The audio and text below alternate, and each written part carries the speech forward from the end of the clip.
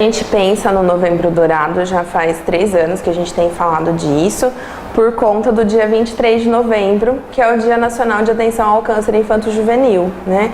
Que é um dia para a gente poder falar sobre o câncer da criança e do adolescente e repercutir um pouquinho disso, porque a gente fala muito do Outubro Rosa, muito do Novembro Azul, por conta, né, do câncer de mama e de próstata do adulto, mas a gente deixa de falar do câncer infantil, que tem uma super importância, porque dados mundiais dizem que a principal doença, a doença que mais mata crianças é o câncer. Então a gente precisa dar atenção para ele também. Tem 3 tipos de câncer que são os mais frequentes na infância, que é a leucemia, que é a principal, a que mais aparece, os linfomas e os tumores do sistema nervoso central. Esses 3 são os principais. Tem alguns outros que também são frequentes, mas os principais são esses. Os sintomas são parecidos com sintomas que criança tem, como por exemplo febre, né? Que criança que nunca teve febre. Só que é uma febre que é mais prolongada, que não cessa, que dá medicação e a febre volta, e é aquela febre que persiste 1, 2 semanas, por exemplo. Pode ter aparecimento de manchas roxas no corpo, né? Em lugares que a criança às vezes não bateu, porque crianças bate o joelho, bate perna, bate braço, mas às vezes na barriga, em algum lugar que a criança não bate, aparece mancha roxa, ou fica cheia de petequinhas, que são umas manchinhas pequenininhas roxas que se espalham pelo corpo, caroço que pode aparecer, né, aqui na parte do pescoço, na cervical, nas axilas, na virilha. Então alguma alteração que os pais percebam assim, a criança não está mais tão animada como ela está mais pálida. Então assim, alguma alteração que os pais percebem que é necessário levar para o pediatra para ele poder fazer o primeiro exame, né, que é um hemograma, para poder identificar se tem alguma alteração ou não para encaminhar para oncologia. Essa questão de contar para a criança ou não sobre o diagnóstico, tem algumas famílias que às vezes têm um pouco de receio, né? Acha que a criança vai ficar assustada. Só que a criança, ela vai ter acesso a isso. Em algum momento ela vai ouvir falar de câncer dentro do ambiente de tratamento, ou vai ouvir falar da doença que ela tem, seja uma leucemia, um linfoma. Então a gente precisa falar para a criança sobre isso, né? Porque se a gente não fala, a criança pode criar um monte de fantasias. Eu tive um paciente que ele já tinha mais ou menos uns 11 anos, que quando eu fui questionar ele sobre por que ele estava hospitalizado, ele falou para mim, ó, eu tô internado porque eu tenho câncer e câncer mata porque eu já vi nos filmes. Então, se eu não falo com a criança sobre isso, ela vai ficar com essa ideia que a mídia vendeu para ela, né? Porque a gente, quando vai assistir filme sobre câncer de criança, a gente só vê tragédia, né? A gente não vê ninguém se curando. Então, a gente precisa conversar com a criança. Aqui no hospital, a gente tem vários recursos para conversar com essa criança de forma lúdica, né? Eu preciso usar o brincar e as histórias para poder envolver a criança e explicar para ela o que vai ser o tratamento dela.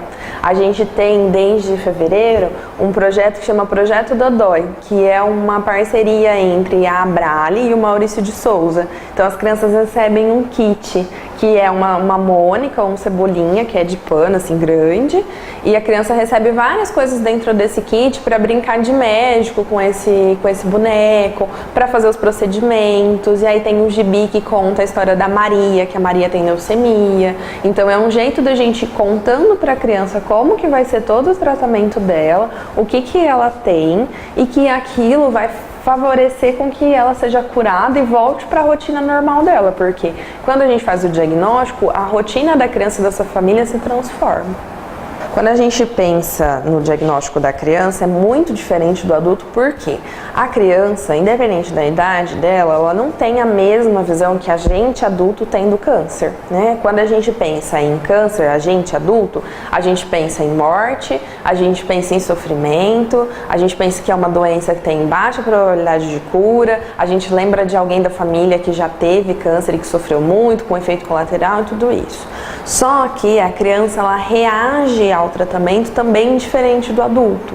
A gente percebe que as crianças ficam às vezes menos debilitadas do que os adultos, né?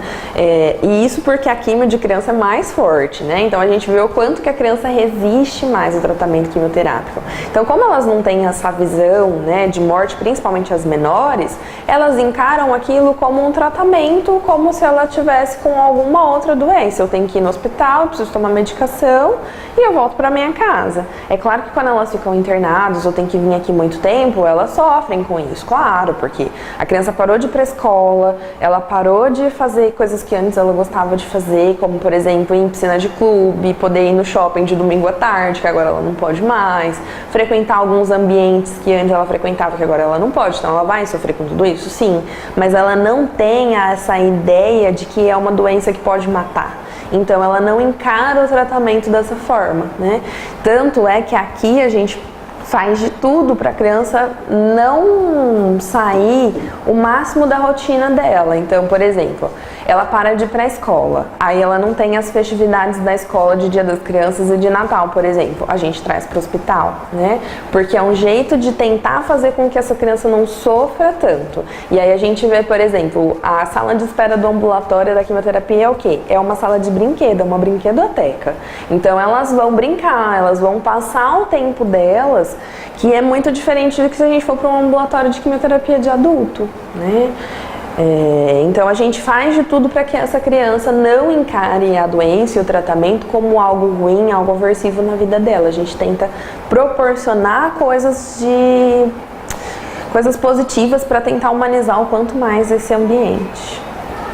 Pais, se vocês perceberem qualquer alteração, algum sintoma diferente nos filhos de vocês, por favor, procurem pediatra o quanto antes, porque quanto antes a gente perceber qualquer tipo de alteração, sintoma, que seja de oncológico, mais rápido essa criança é diagnosticada e é tratada.